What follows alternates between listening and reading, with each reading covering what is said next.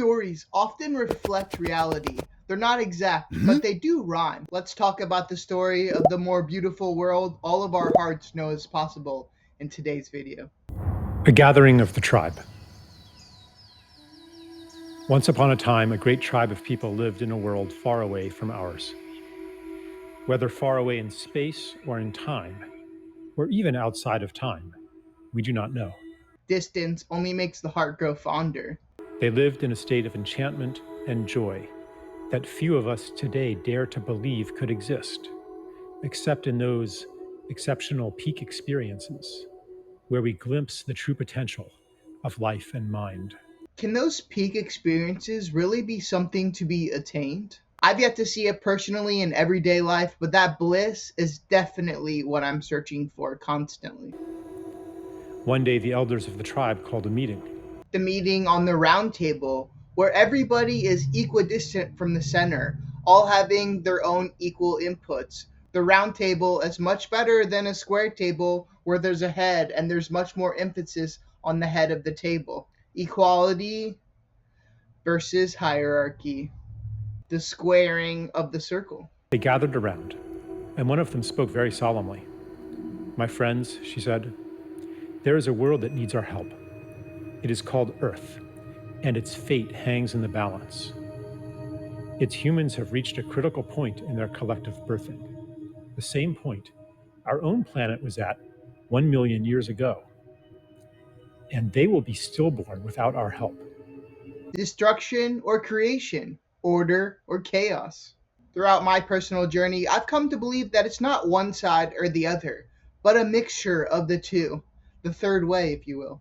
Who would like to volunteer for a mission to this time and place and render service to humanity? "Tell us more about the mission," they asked. "It is no small thing. Our shaman will put you into a deep, deep trance, so complete that you will forget who you are."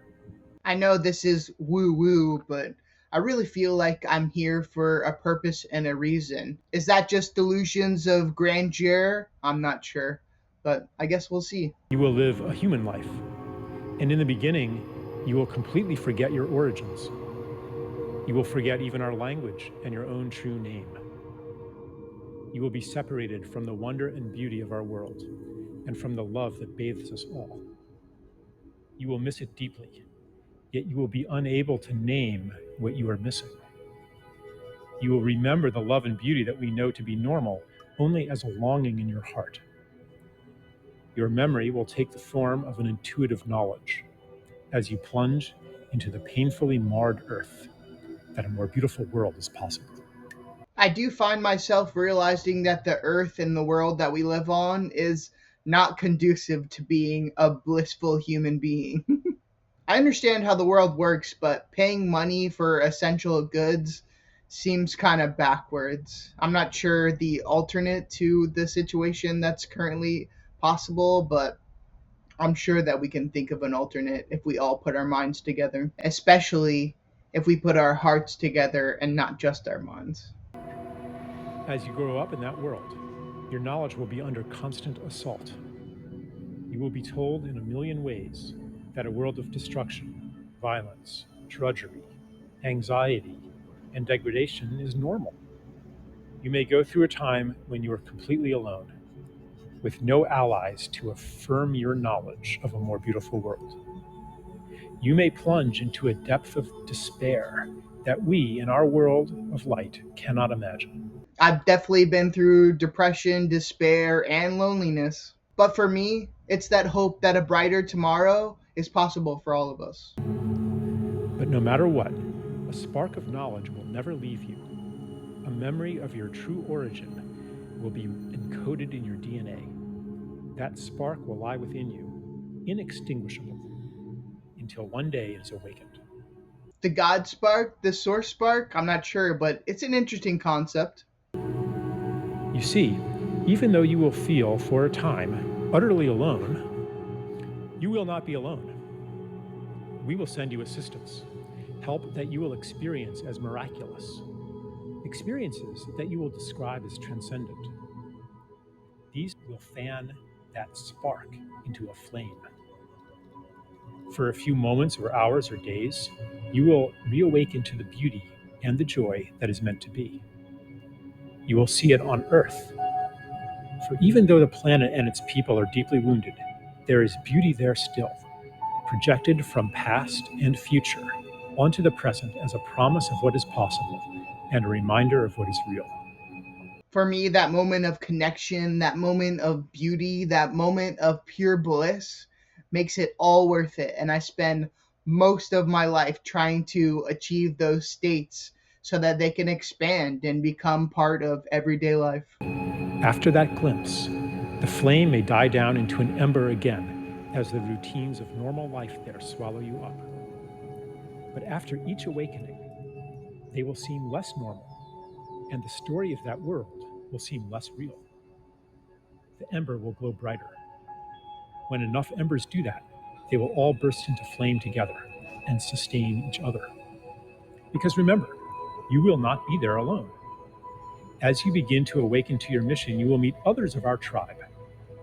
You will recognize them by your common purpose, values, and intuitions, and by the similarity of the paths you have walked. As the condition of the planet Earth reaches crisis proportions, your paths will cross more and more. Maybe there's a specific group of people that are remembering that we're here to create a new world, a new Earth, if you will. And I think AI definitely plays into the system with alignment, but alignment to the new culture, not the old culture. The time of loneliness, the time of thinking you might be crazy, will be over. You will find the people of your tribe all over the Earth and become aware of them through the long-distance communication technologies used on that planet. But the real shift, the real quickening, will happen in face-to-face gatherings in special places. To find people like me, and I'm sure it's the same with other people, makes me feel a lot less lonely. When many of you gather together, you will launch a new stage on your journey, a journey that, I assure you, will end where it begins right now. This is my current work right now. I think what the world really needs is for us to build local communities so that these local communities can expand out into a global community. We already trade so many things between countries, but we need to have the perspective that we are a global community of humans living on Earth. And I think the invention and fostering of small, hyper niche local communities will help us get to that global community perspective. So I'm definitely cooking up something in the kitchen for local communities, but I guess wait and stay tuned to see what that is. Then, the mission that lay unconscious within you will flower into consciousness. Your intuitive rebellion against the world presented to you as normal will become an explicit quest to create a more beautiful one. Can you say revolution? A woman said, "Tell me more about the time of loneliness, that we might prepare for it." The elder said, "In the time of loneliness, you will always be seeking to reassure yourself that you are not crazy. You will do that by telling people all about what is wrong with the world, and you will feel a sense of betrayal when they don't listen to you. You might hunger for stories of wrongness, atrocity, and ecological destruction, all of which confirm the validity of your intuition that a more beautiful world exists." Geez, are they just reading out the story of my life? I definitely try to do this with short videos that I post about creating a new world, but they haven't really gained traction yet. So here I am. But after you have fully received the help we will send you and the quickening of your gatherings, you will no longer need to do that because you will know. Your energy will thereafter turn toward actively creating that more beautiful world.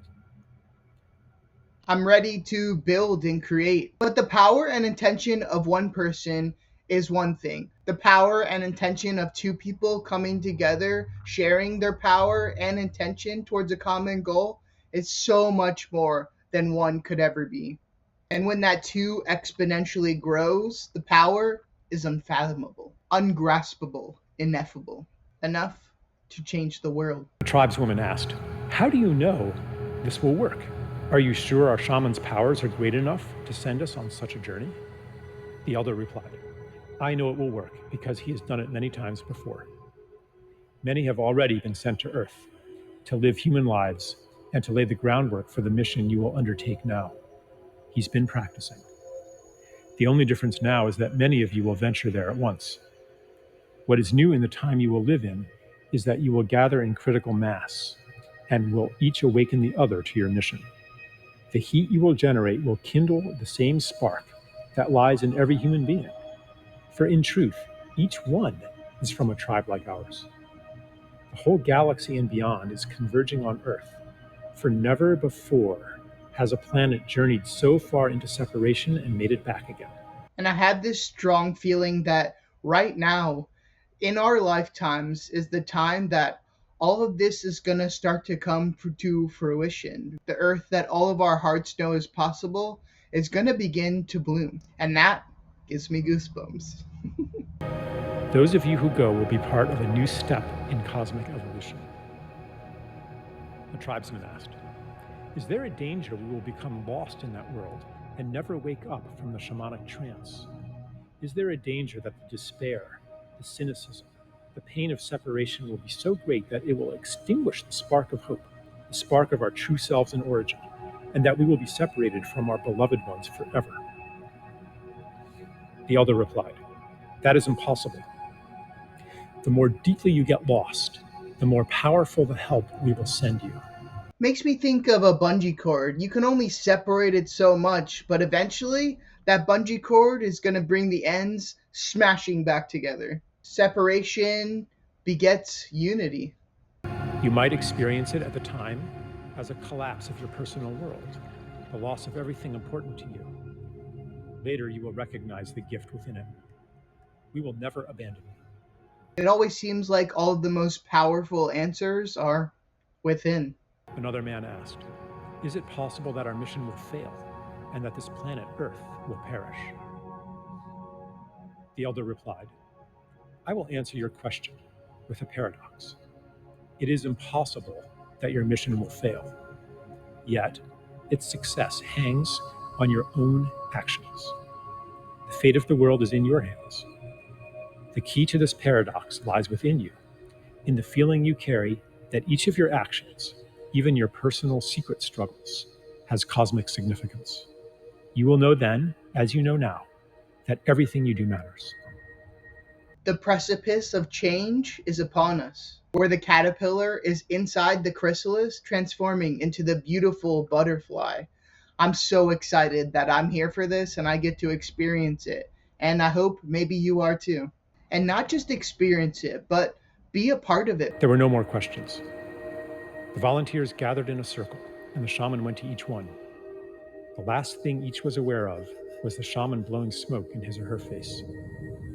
They entered a deep trance and dreamed themselves into the world where we find ourselves today.